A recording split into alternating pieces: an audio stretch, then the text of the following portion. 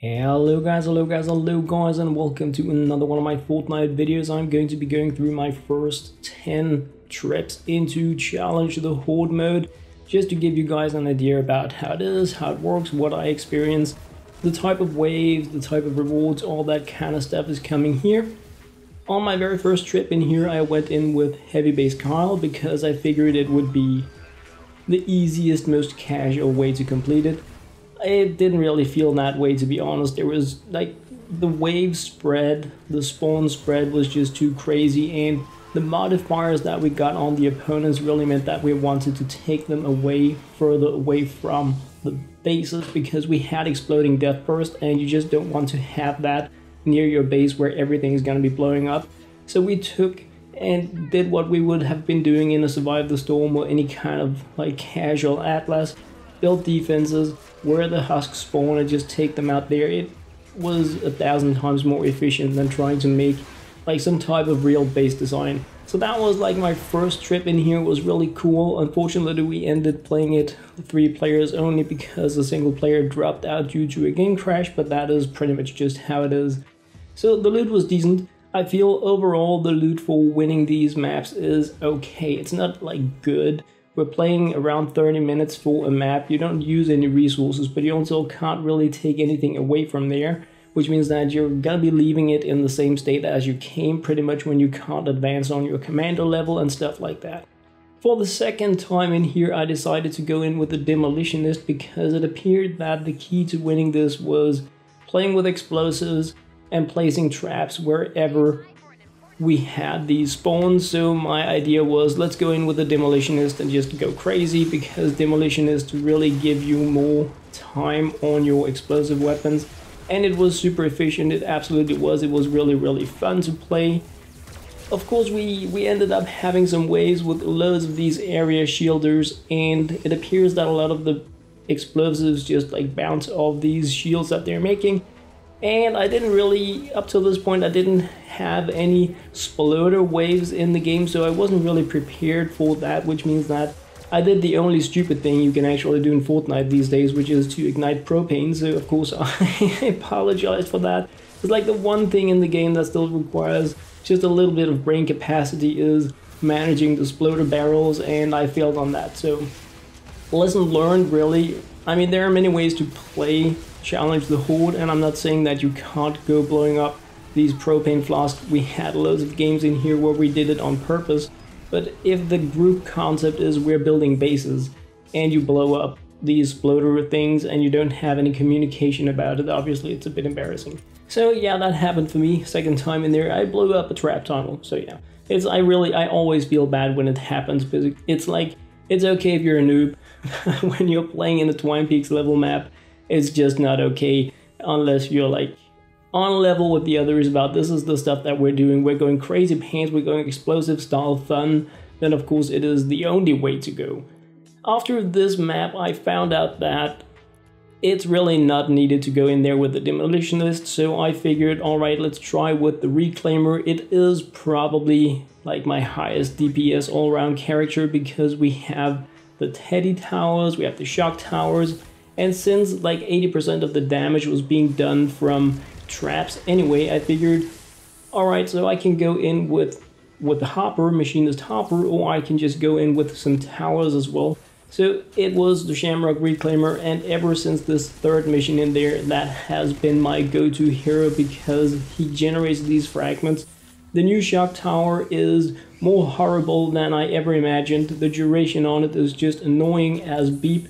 It does give you a little bit of a clearing option, but it is nowhere even close to being useful, and it's just really annoying that you accidentally use your fragments on it when you wanted to be using those for the Teddy Towers instead. So I'm not really hyped about that. I feel it was another massive penalty that we got to the Reclaimer class, but yeah, that's just me. I like having the towers that last just a little bit longer. But as you can see here again, another map that we're completing 3 players, it's not a problem. I mean, when these are power level 97 husks, we're using power level 106, 130 weapons, 106 traps. Everything is pretty peachy, and you can do this 3 people, no problem. You can probably also do it pretty casually 2 people. it really depends on what you have. If you don't have a good gas trap, if you don't have a good electric ceiling field trap, stuff like that, you may struggle a little bit. Or if you want to go explosion pants on it and you're not playing a demolitionist, it may be really hard. I'm going to try to solo some of these just for fun, really, because there are no additional rewards related to playing this on a higher difficulty tier.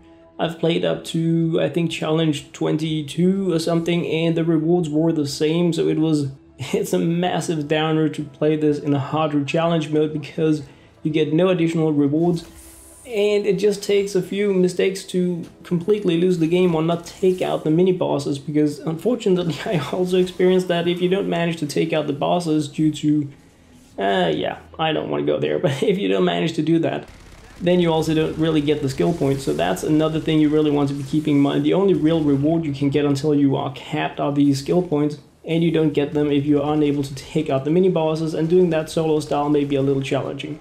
This here was probably one of my most memorable games so far in Challenge the Horde. I don't know if it was one or two or all of the players I ended up with in a pickup group that wanted to demonstrate how like my trap tunnels could be removed constantly all the time. Like it was a trolling thing, I think, done intentionally, or I don't know if people are selling accounts and others are just buying them. Something was going on here that was like no communication. As you can see, something was written down there. I don't know what it is. It's not English, so perhaps it's like one of them is writing something like, "What are you doing? Don't ignite the propanes," and the other one's like not answering. Well, I don't know. But anyway, there was no communication throughout the entire game besides that, which makes it really hard to play with others. And we actually also had a constructor in the group that was also trying to make some like kill tunnel kind of things, but the others just, they didn't even, it really appeared as if at least one of them tried like deliberately to blow up our things. I don't know if it was like, I'm going for the highest combat scores. Like some people are like, hey, I have to be the one with the highest combat scores. I'm gonna do everything to make it look like I'm better. But anyway, it was crazy. We won the game, and I think it was really more based on luck than anything else, because all the resources we spent on traps were just being removed all the time by these propane kind of crazy waves. We had wave upon wave upon wave of propanes, and we had no communication really about, let's go in and do this in a different way. We had the constructor going in all the time, focusing on trap tunnels. I tried to support it and do the same, and others were just blowing it up. So, and as you can see, we got no skill points, so that was a bit of a downer, because no cap or anything, just no skill points for doing it. So yeah, that was also a way to do it. One of the things I feel is really important about playing with others is communication, and you may be seeing in a lot of the games that I'm sharing here, these are just my 10 first games coming in a row, so like nothing has been pre-selected based on being super amazing games or super bad games, but like communication is a thing, and of course some people may be doing like the talk with others kind of thing. I tried that once and I had like a dog barking in my ear and a mother yelling, like scolding some kid I was playing with, which made it very unenjoyable for me to play with the audio chat open. But a general thing I feel is that nobody writes anything in the chat. There's not even hello. I mean, in some cases there are, but more often than not, we don't even get a hello. I try to go in and say hi. I try to like tell people what I would like to try mission-wise. But I've also had games where I came in there and it was the first time people were in Challenge the Horde, and they just selected, I think it was like Challenge 14 one time and Challenge 15 the other, just because I had that unlocked. Without really understanding, you get no better rewards for doing it. You don't complete your mission better by doing it on a higher difficulty tier. And if it's your first time in Challenge the Horde, don't try to do something crazy if you don't even understand how the maps work and the mini-boss tactics, all that kind of stuff. So, I mean, if you're out there and you are new to Challenge the Horde, take it easy in there. Go with the Meta Fort Pyramid, you know, build a pyramid that works. Don't make a crazy, strange box. I mean, of course you can do that, but if you're going to be playing with others, I feel a great deal of playing with others is also making it enjoyable for others to play, and you don't want like 3 other people to be wasting 30 minutes of their life. So I mean, keep it in mind. But one of the really cool things is that I saw a lot of returning players that I've been playing with in events previously, now that I was playing this, and they gave us actually a Twin Peaks power level map this time around, which was very nice of them to give us a 76 plus mission and not just capping it at power level 70, because that's, wow, it's always a bummer when you like reach the end of the road and the only thing they can tell you is, hey, go play in Candy Valley power. So by playing these maps here in the Twin Peaks, I saw a lot of returning players that came to have fun, enjoy this event here. Of course, a lot of really skilled players, a lot of really hardcore min-maxers that were playing a lot better than I did, that knew a lot better about a lot of stuff than I did. So it was really cool to be able to connect with some of the players that actually like left the game because they got bored and they're coming back just for the fun stuff. And of course, I also just met with loads of random cool people. It's not like I only met all these but goodies. I met so many really cool people. I also met so many people that I had no idea what wanted to do in here, like semi-AFK griefers. I'm like, why are you gonna go in here if you're a Twin Peaks power level and you're not gonna be participating in? Of course, we have the random like game crashes and levers, but it is nothing compared to how challenged the Horde was the first time around. I haven't waited in the lobby more than 2 minutes this time to start a game, and this is in Twin Peaks, so that was really amazing. I mean, I think we waited like 2 hours sometimes with the first event just to get a group started. So some really cool, fun games. I think I played some 15 games on day one or something. These here are, anyway, these here are the first 10 that I'm just sharing some cuts from, also with the rewards. Pretty stably getting these 100 legendary perk up kind of thing and getting some re-perks for taking out mist monsters, completing the challenges one by one. I really, like, the only hero that I'm super hyped about in regards to like the new ones is Rio. I really like the way they have made the face on the new female character. It's not the hero that I selected when I was allowed to select the legendary one though. Had a chance to play with Aiden, so that was really cool, fun and amazing. This was one of those games that was memorable because it was so crazy fun. We started out playing a bit like normal casual style with, you know, traps down by where the spawns were. It was going in with the constructor, putting down the base, so everything was pretty tank and spank classic as we started. But it turned into something different as we hit wave number 2 in here. I don't know if it was out of boredom, but I was like, oh no, I anchored something wrong, all my traps are falling down. I didn't even see that they were exploding. But we went from a little bit boring classic game mode into, hey, let's go explodey pants, and that was really fun. I absolutely love, you guys also know from at least some of my initial Storm Shield defense missions, that I am more into the booming than anything else. I feel it is so fun to play these games when you can just go bazooka crazy, Noble launcher crazy, Easter egg launcher crazy. I mean, I even used the quad launcher. I think I have had every single one of my explosive weapons up and running. Crazy game. And one of the things that is really worth noting about the challenge, the Horde event, is that like this here was the first time I died in here because we have exploding death burst husks, which means that if you go in there and you deal area damage like I do, obviously your structures are gonna be more often than not getting removed simply from the exploding death burst. So having traps that deal area damage also mean that the structures take area damage. But if you are close, if you put down your shock tower, if you launch your bazooka or like whatever kind of explosive you have and the husks are close to you, you're gonna explode yourself because the exploding death burst in these maps is just insane. So it also, I mean, if you get the exploding death burst modifiers on the husks, I actually feel that going with like countering that by playing explosives is the best way to do it, because you're gonna be seeing your trap tunnels, you're gonna be seeing your everything that you have built just go completely blow up. So if you get like what we had here, exploding death burst husks with propane waves, everything is going to blow up. And this was not the only time I had this, but what was cool this time around was that we actually had communication. We could like agree on the way that we are completing this is by blowing everything up before they blow up. And they, like, this was the most explosive, crazy amount of fun that I have had in Challenge the Horde so far. So, like I said, many different types of memorable games, some where things just went crazy wrong, some where things just worked, where everything was just like peachy, where players were just standing almost AFK all the time, dancing while we were moving from one base to the other, because everybody just started out by, you know, making the gas traps, making the electric ceiling tracks, you know, bump, bump, bump, putting up the tunnel, and then it was pretty much just game over, because everybody kind of had an idea about we're doing this the easy, streamlined way from the start. So I must say, day one in Challenge the Horde, it has been everything that I was waiting for.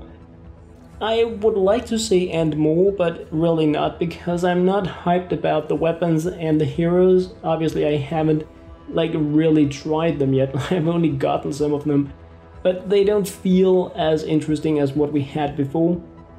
We are able to play Challenge the Horde in a fast way. It is much faster to get started than it was the last time. It is much faster to play it than it was the first time. One thing that I do feel is a little bit of a bummer, however, is that it appears that all Twine Peak players have gotten the skill points for Challenge the Horde for tier 1, 2 and 3, which I understand because they wanted to unlock it for all players, but it also means that a lot of players that have no idea how Challenge the Horde works, how to play it, how to do anything in here, are just coming in with their default starting resources, picking a challenge far beyond like what they have reached themselves. Like, it's first time I'm here, I'm just doing, you know, selecting number 20 or whatever because one of the others in the group have unlocked it. So I hope when we have had the event for, I don't know, a few weeks or something like that, I will have learned how to jump up these cliffs, and that the majority of the players that want to be playing this a little bit more stable and frequently are going to have learned the ropes, because some pretty interesting bases out there, some pretty interesting ideas about how to play it. I'm not saying that the way I play it is the best or the right or the correct or anything else. Another thing that I noticed, or like we noticed, found out during the Challenge the Horde, is that you can complete your achievements if you are a console player and you have achievements for instance, you like build 500,000 structures, take down mist monsters.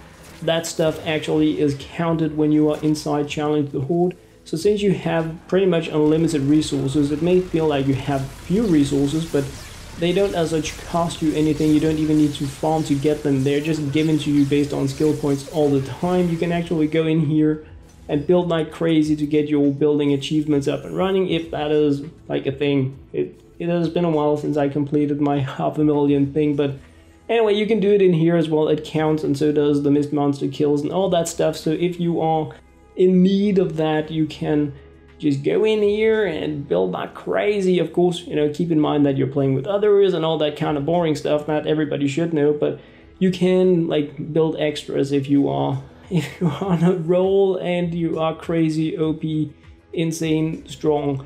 A great deal of the players I met in here were capped power-wise. I'm not entirely capped yet. I'm only 119. Here we have like a completely... It was so amazing for me to see that pyramid, because this was the first time the player, based on how I understood it, was in Challenge the Horde. But there was a pyramid, and no, it wasn't upgraded, but that is the cool thing about Challenge the Horde. You can go in here and everybody can upgrade on these structures. Everybody has an abundance of resources once you've gotten just a little bit into the game, which means that as long as you have like the skeleton up and running for your base, everybody can go in here. They're gonna notice that you have an unupgraded pyramid, and they are going to want to win the game. So everybody's just gonna be running past it, pressing upgrade, and then boom, in an instant it is ready to be defended and up and running. So it is like one of the things I really can't stress enough: get the base structure up and running more than the actual upgrade, because it's very likely not going to be a problem to get your base upgraded once you're in here. But if you have a structure that is built in a way that is really hard to defend, such as some silly huge bowl of an inverted pyramid, or a huge box that you can't really move around, or like that kind of stuff, then people are going to have to tear it down in order to protect it. And once you have a hole in it, somebody's just going to go in there and try to make very likely anyway, a pyramid on top of what you have inside, leaving your big structure completely like a cheese filled with holes. But anyway, this is like moving to the end of my first 10 games in Challenge the Horde on the first day of the event. It was really fun. It was completely what I hoped. The amount of craziness is less than what it was the first time. I haven't so far seen any like real smasher waves, but I have had games with a huge amount of sploders in multiple waves, and the combination of exploding death burst and sploders is the most crazy thing I have tried in there yet, and it is countered in my opinion best by just exploding right back at them. The lobber waves can also be a little annoying because they can bombard you from far away. Often I don't feel it is that much of a problem because we have been working with these like trap tunnels anyway, which means that we had roofs over the most of the area, so the lava projectiles were not really that much of a thing, but they can be depending on how you play. Like I said, smashers, they have not really been a thing for me, but I know I spoke with some players that had like crazy ways with ricochet and smashers, and they said it was pain and suffering, and I believe that. And here you can see another like game completed where we were only 3 players. It happens, it's okay, it's a bit of a bummer that nobody else can join in, and of course I capped my gold. But anyway guys, that was pretty much what I had to share in this video, my first 10 times into Challenge the Horde. An amazing first day and a lot of talking, so thank you guys very much for watching. This time around I got Wild Fragment Denai. I think he sounds like the most fun, even though I am looking very much forward to actually playing First Shot Rio. As always guys, thank you very much and very much for watching.